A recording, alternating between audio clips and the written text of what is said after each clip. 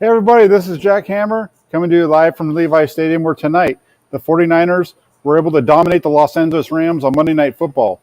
The 49ers' performance was by far their best of the season and keeps them in the NFC playoff race with 8 games left to play on the season. Here are the answers to my 5 questions that I asked for earlier this week and mentioned that we should be watching tonight. Number 1 was, will Jimmy Garoppolo be able to reach 300 yards passing for the 3rd week in a row? And the answer to that is no. Garoppolo wasn't able to get to 300 yards for the 3rd week in a row, but you know what? It really didn't matter in this game. The offensive plan called for the quarterback to be more of a game manager this week, and that is exactly what Garoppolo did. During the first half, Garoppolo only threw 8 passes, hitting all of them, and that carried over after halftime. It wasn't until only 4:47 remained in the 3rd quarter that a Garoppolo pass would touch the ground, and that was the result of a throwaway when Los Angeles did a good job of taking away a screenplay on 3rd and long that was intended for George Kittle. Garoppolo's performance tonight against Los Angeles was reminiscent to me of a performance that Alex Smith put up on Monday night back in 2012 in a victory over Arizona. However, while Smith only had 1 completion that game, Garoppolo would have 4 against Los Angeles as he completed 15 of 19 attempts for 182 yards, 2 touchdowns, and a passer rating of 141.7. That passer rating is the 2nd highest for Garoppolo as a 49er, topped only by the 145.8 that he managed during a 37-8 victory over Green Bay during the 2019 regular season. The second question that I asked was, can the 49ers offensive line neutralize the Los Angeles pass rush? And that was a definite yes. The Rams were able to hit Jimmy Garoppolo a grand total of 1 time today. And it didn't come from Aaron Donald, didn't come from Leonard Floyd, and it didn't come from Von Miller. Instead, it came on a blitz from safety Taylor Rapp when he was able to sack Jimmy Garoppolo.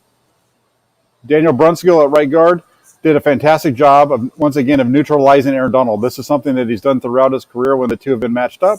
And Tom Compton stepped in at right tackle after Jalen Moore injured his knee on the first drive, and he played well. It's amazing how well the offensive line for the 49ers can play when they're allowed to get into a rhythm by being physical in the run game. The 49ers plan played to the strengths of this team, and it was about time. There'll be more on this below. Number 3, will the 49ers secondary be able to contain Matthew Stafford? The answer to that was yes. The 49ers defense dominated the Rams throughout the game, led by safety Jimmy Ward. Ward would end the first 2 Los Angeles drives by intercepting Matthew Stafford. That first interception came after Stafford would throw deep down the middle of the field on 2nd and 8, and the only player in the area was Jimmy Ward. That was kind of an interesting play in that there was really no pass rush on Stafford. There was really no reason for him to get rid of the ball and throw it where he did. It must have been a miscommunication somewhere because, like I said, there was nobody in the area other than Ward to go up and catch the pass. And then he was hit shortly after he caught it. But there was nobody in the area when that ball went up. On the ensuing Rams possession, after the 49ers went down and scored to take a 7-0 lead, Stafford would attempt a screen pass to Tyler Higbee on 3rd and long, only to see the ball bounce off his tight end's hands and right into the arms of Ward, who had raced 27 yards into the end zone to give the 49ers a 14-0 lead. From that point, it really changed the way that the Rams played the game. Stafford would finish the night 26-41 for 243 yards with 1 touchdown, but those 2 interceptions were big. And really, with the exception of the 3rd Los Angeles possession of the night, he couldn't generate any points until the game was out of reach. The early turnovers and the lead for San Francisco forced Los Angeles to become one-dimensional, with only 9 called running plays all night long.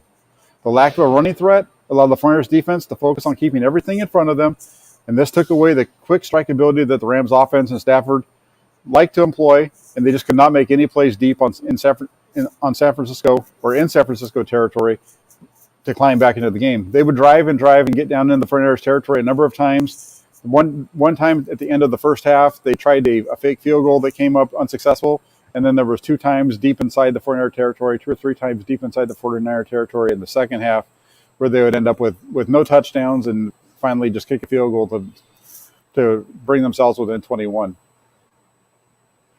Number 4, can Kyle Shanahan get back to his offensive identity? And that one's an absolute. Absolutely he did tonight. The 49ers' strength and identity is running the football, and they finally committed to it against Los Angeles.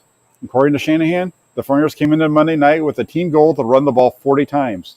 That's a very big number, and that would one that would require a full team effort to accomplish. And they did just that, rushing the ball 44 times for 156 yards.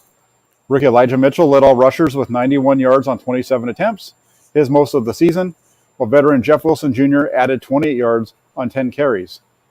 The 49ers' first two possessions were a 93-yard, 18-play touchdown drive and a 91-yard, 11-play touchdown drive.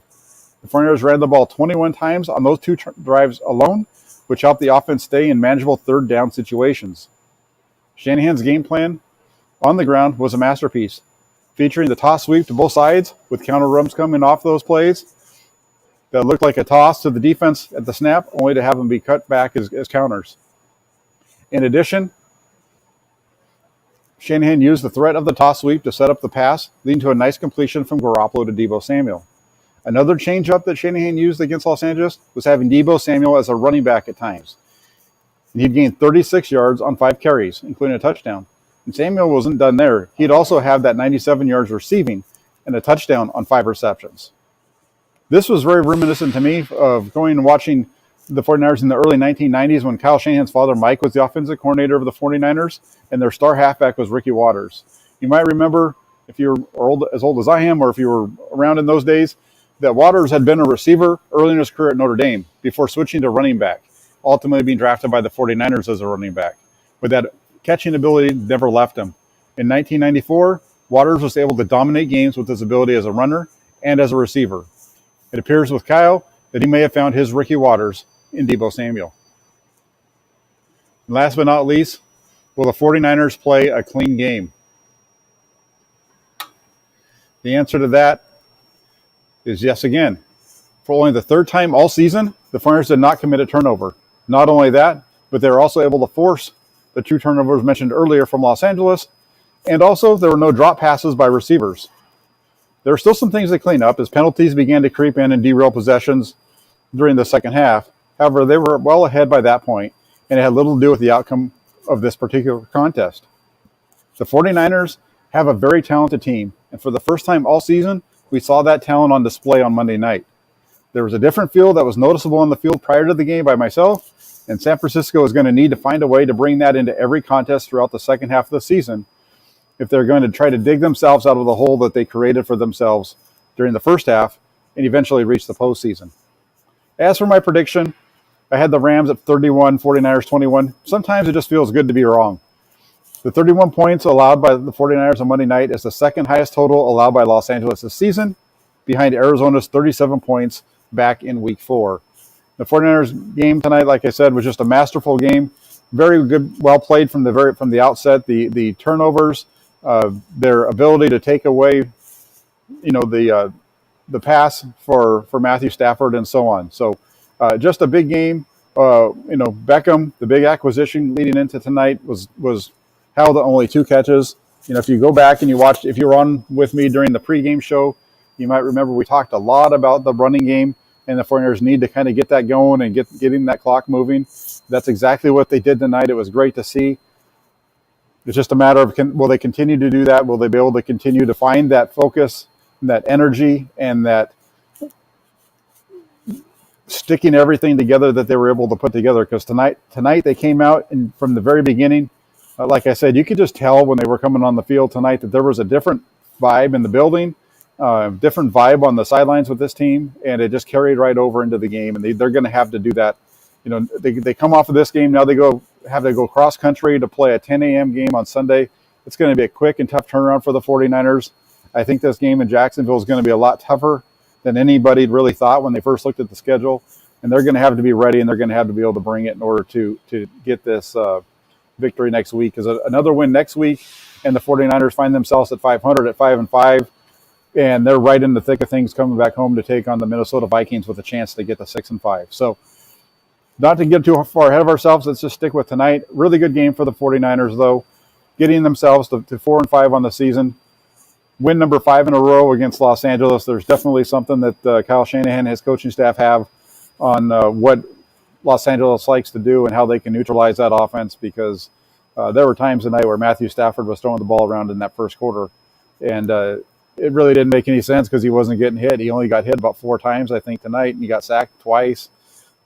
So really a really interesting game tonight for the 49ers, a really good one.